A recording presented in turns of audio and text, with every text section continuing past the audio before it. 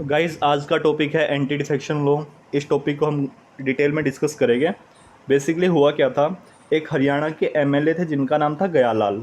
उन्होंने एक ही दिन में 3 बार अपनी पॉलिटिकल पार्टी चेंज कर दी थी 1967 में।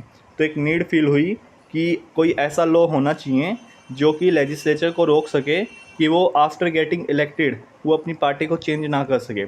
फॉर एग्ज़ाम्पल, आपकी अपनी कॉन्स्टिट्यूंसी में आपने मिस्टर ए को वोट किया जस्ट बिकॉज उसकी जो पार्टी का मैनिफेस्टो था और जो उसकी पार्टी की आइडियोलॉजी थी वो आपको अच्छी लगी, आपको वो अपीलेबल लगी। ओके, तो आपने मिस्टर ए को वोट किया, बट आफ्टर गेटिंग इलेक्टेड इसने अपनी पार्टी को चेंज कर दिया और अब इसकी पार्टी हो गई बी। तो एक तरह से आपके साथ धोखा हो गया, राइट? क्योंकि आपने इसको वोट किस बेसिस पे दिया था? क्योंकि आपको इसकी पार्टी का जो मैनिफेस्टो था वो अच्छा लगा था, राइट? इसकी पार्टी की जो आइडियोलॉजी थी वो आपको क्लिक करती थी। तो काफ़ी सारे रीजंस हो गए। ओके, तो इसी चीज़ को रोकने के लिए एंटी डिफेक्शन लॉ आया था। अब ये लॉ आया कब था? बेसिकली ये लॉ आया था हमारा 1985 में। लॉ आया था 1985 में 52nd अमेंडमेंट के थ्रू, और इसको हमने 10th शेड्यूल में ऐड किया। हमारे शेड्यूल है ना, 12 शेड्यूल है। शेड्यूल 1 2 3 4 5 6 7 8 9 10 11 12। ओके, तो ये 10th शेड्यूल में 52nd अमेंडमेंट 1985। अब ये दोनों पे अप्लाई होता है, यानी कि एमपी पे भी एमएलए पे भी। यानी कि जैसे हरियाणा के जो एमएलए थे गयालाल, उन्होंने चेंज किया था, अब ये एमपी पे भी एप्लीकेबल होता है। एमपी कहाँ पे होते हैं? आपके पार्लियामेंट में होते हैं, मेंबर ऑफ पार्लियामेंट। एमएलए कहाँ पे होते हैं? आपके होते हैं स्टेट लेजिस्लेटिव असेंबलीज में। अब इन दोनों के अलग अलग इलेक्शन होते हैं, आप लोगों को मालूम होगा।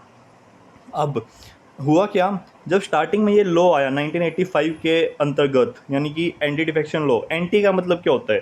फॉर एग्जांपल मैं आपको बोलूँ कि एंटी गवर्नमेंट, इसका मतलब क्या हुआ कि आप गवर्नमेंट के अगेंस्ट हो, right? You are anti government, government के अगेंस्ट हो।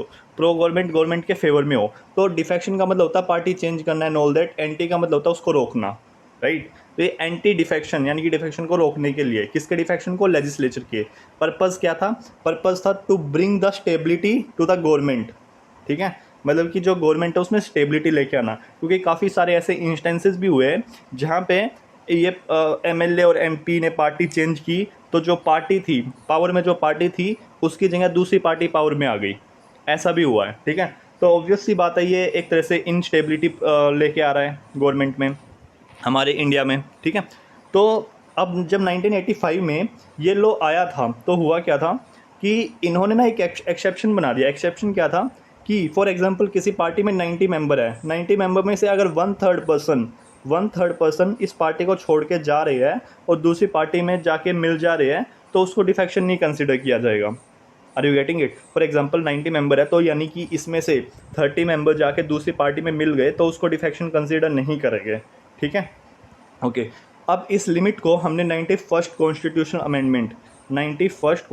अमेंडमेंट में बढ़ा के हमने इसको 2/3 कर दिया। Is that clear?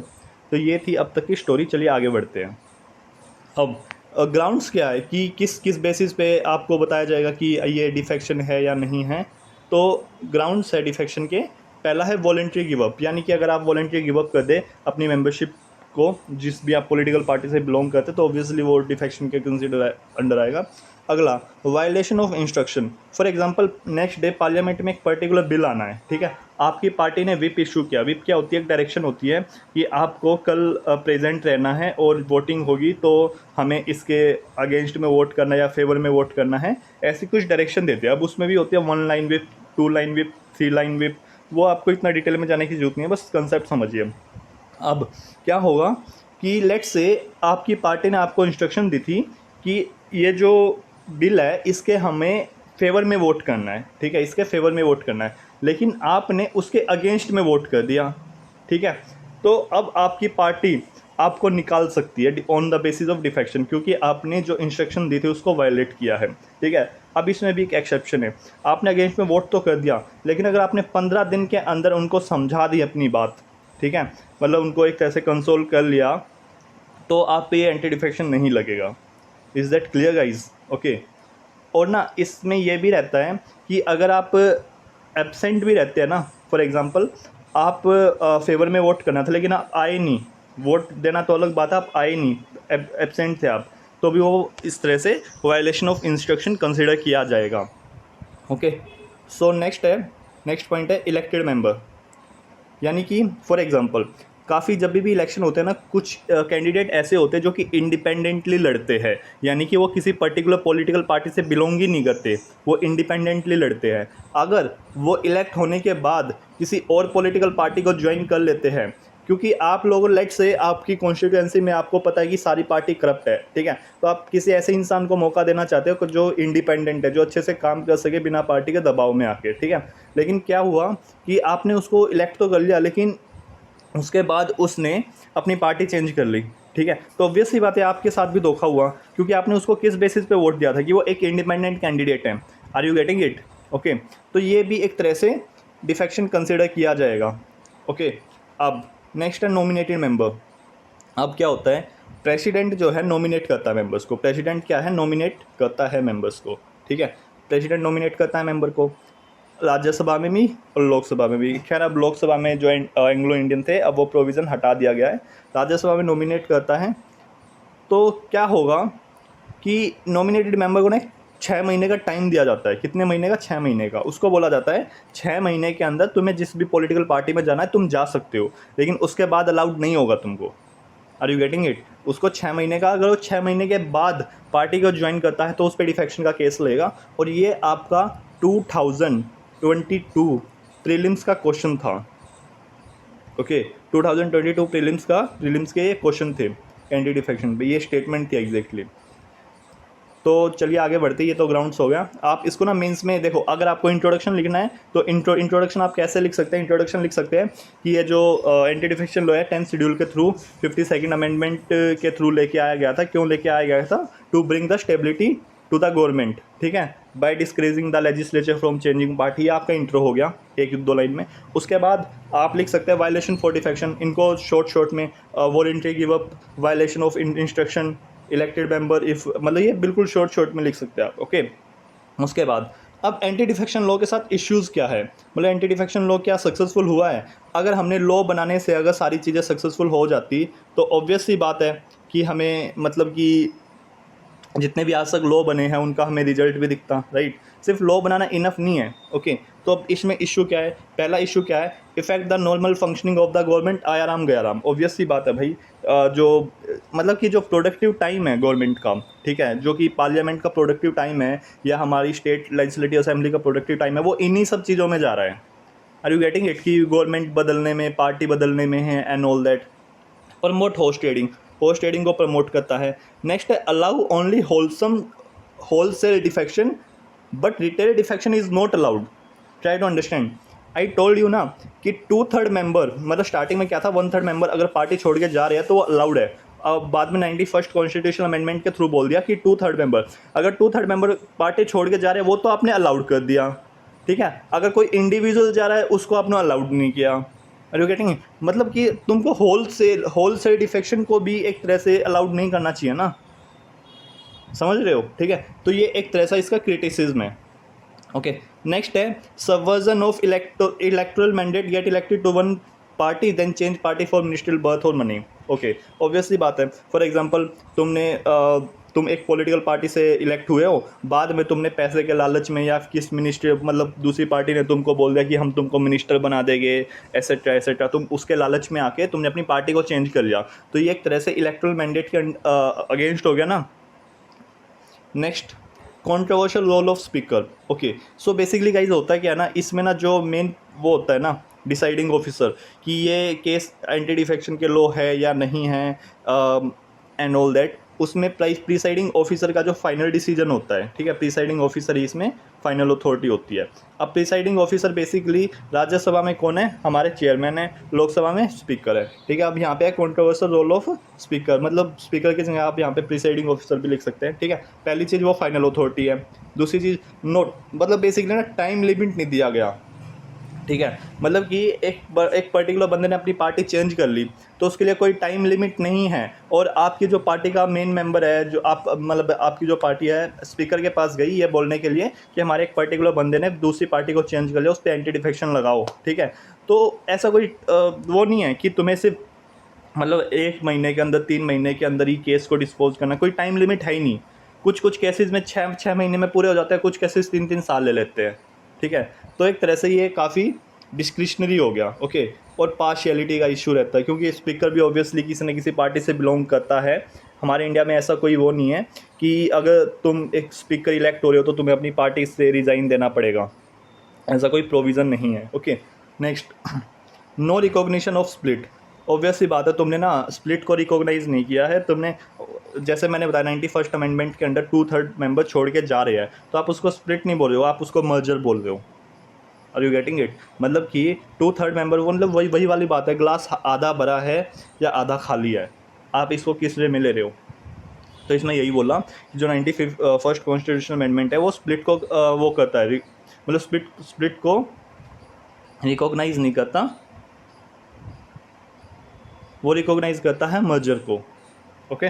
Next, undermining representative and parliamentary democracy. Obvious सी बात है, क्योंकि हमारे यहाँ पे रिप्रेजेंटेटिव डेमोक्रेसी है, यानी कि हमारी कॉन्स्टिट्यूएंसी का कोई पर्टिकुलर मेंबर हमें पार्लियामेंट में और स्टेट लेजिस्लेटिव असेंबली में रिप्रेजेंट करता है, ठीक है।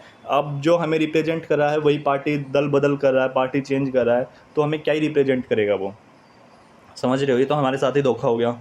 नेक्स्ट, अब इसके जो आर्ग्यूमेंट क्या है इस लॉ के फेवर में, ठीक है। अब लॉ के फेवर में आर्ग्यूमेंट है बेसिकली कि ये legislature win on party support, hence should obey the party on votes. Obvious सी बात है, मतलब कि एक पर्टिकुलर जो कैंडिडेट है किसी पर्टिकुलर कॉन्स्टिट्यूएंसी से जीता है, तो वहाँ पे जब वो जीता है तो उसका अकेले का हाथ नहीं है, उसकी पूरी पार्टी का पीछे हाथ है।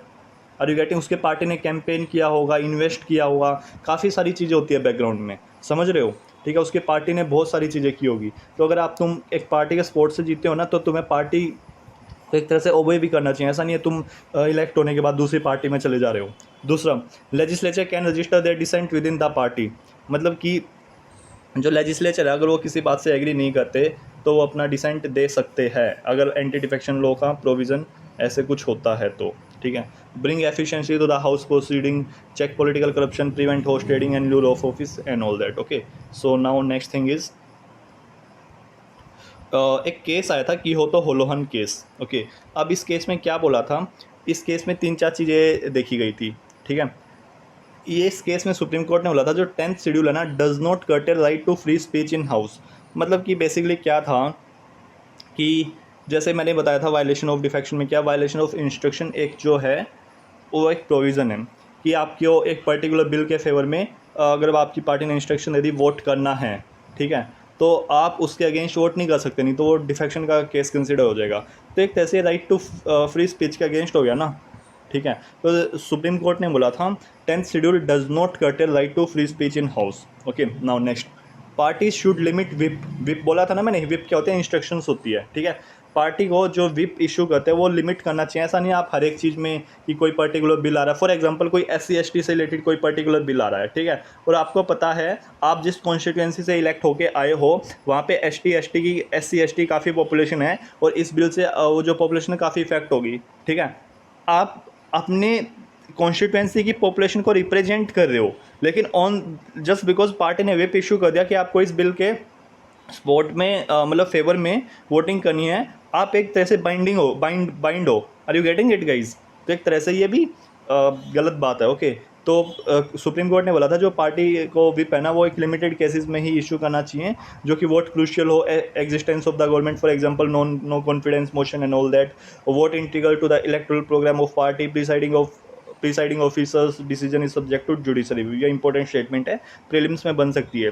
मतलब कि ऐसा है कि क्या प्रीसाइडिंग ऑफिसर की जो डिसीजन है वो जुडिशल रिव्यू के लिए एप्लीकेबल है या नहीं है, वो है, ओके। नेक्स्ट, अब वे फॉरवर्ड क्या होना चाहिए? वे फॉरवर्ड में 2-3 कमेटी का नाम रख लो, सिंपल सी बात है, ठीक है। पहला नाम क्या है? दिनेश गोस्वामी कमेटी। रेस्ट उन्होंने ऑब्वियस सी बात है बोला था कि इसको जो इंपॉर्टेंट चीज़ें हैं उन्हीं तक ही लिमिटेड रखा जाए जो विप है, ठीक है। तो restricted to the no confidence motion. Venkatachaliah commission ने बोला था जो डिसीजन है कि मतलब कि बेसिकली ये एंटी डिफेक्शन का केस है या नहीं, अभी कौन लेता है? Presiding officer. इन्होंने बोला था कि ये प्रेसिडेंट को लेना चाहिए इन केस ऑफ MP और गवर्नर को लेना चाहिए in case of MLA on the advice of election commission, okay. Next चीज़ है कि set time limit for presiding officer to take decision. मतलब क्या ऐसा सच अभी कोई वो नहीं है कि कितने टाइम के अंदर प्रीसाइडिंग ऑफिसर को वो लेना चाहिए डिसीजन, तो इन्होंने बोला था कि कुछ पर्टिकुलर टाइम लिमिट होना चाहिए ताकि केसेस को ईज़िली डिस्पोज किया जा सके। अब क्या होता है, एज सच कोई है तो नहीं, पर सुप्रीम कोर्ट ने अपनी गाइडलाइंस में बोला था ये टाइम है 3 मंथ का।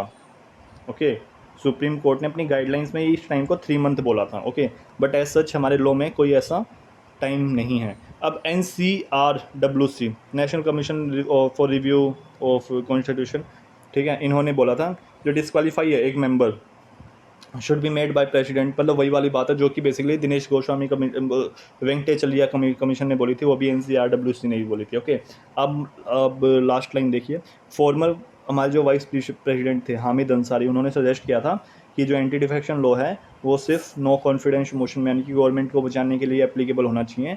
ठीक है, मतलब कि यानी कि जो विप इशू करते हैं ना, वो आप सिर्फ इंपॉर्टेंट मैटर पे ही कीजिए।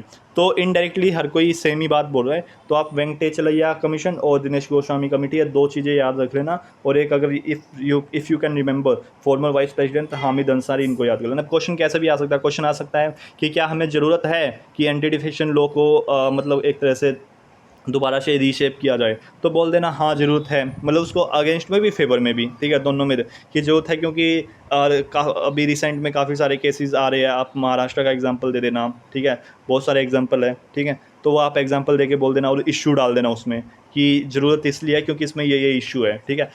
फिर बाद में बोल देना बट स्टिल मतलब कुछ ना कुछ तो काम कर ही रहा, अगर लॉ बनाया तो फिर थोड़ा उसके सपोर्ट में दे देना, लास्ट में कंक्लूड कर देना 1-2 कमेटी से, ठीक है। Is that clear? और अगर आप कुछ डाटा याद कर सको तो बहुत ही बढ़िया बात। So thank you guys for listening me. मिलते हैं हमारी नेक्स्ट वीडियो में, जो कि हमारी आई होप GS2 से रिलेटेड ही कोई पर्टिकुलर टॉपिक होगा। बाय।